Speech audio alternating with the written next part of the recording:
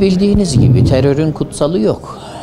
Yani bizim kutsal değerlerimizin hiçbirinin onlar nezdinde değeri yok. Hatta özellikle tercihen o tür yerlere saygısızlığı kendilerine prensip eden kimlikler bunlar. Onun için sadece o dönem değil, yani millete, topluma, kutsala nereye nasıl zarar verebilirse, nasıl ses getirebilirse temel amaçları ve gayelerinde bunlar var maalesef. Bu da ifade buyurduğunuz gibi işte Zeytin Dalı operasyonu öncesinde maalesef kilisin aldığı o saldırı, darbe ve sıkıntıdan nasiplenen özellikle Çalık Camii'mizin maalesef o olumsuz ve ciğer yakan hali onların vahşetini, onların din ve kutsal değerlere ne derece, ne ölçüde saygısızlığını, insanı ne derece basit gördüğünün ifadesi ve işareti.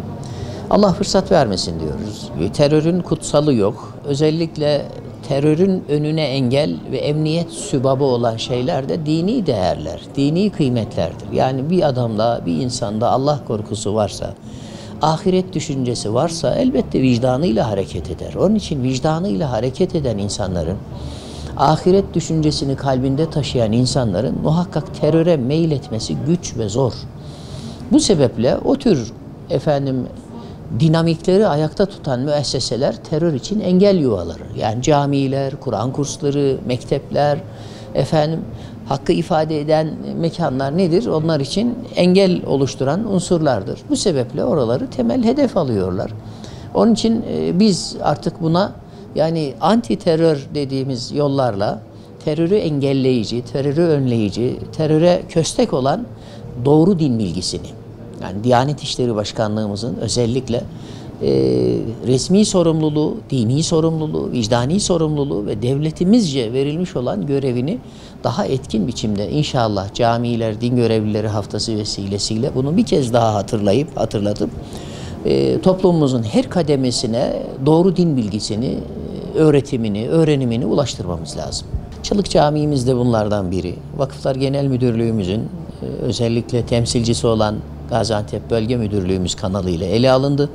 Devlet büyüklerimizin talimat ve tembihatıyla yoğun biçimde çalışma devam ediyor.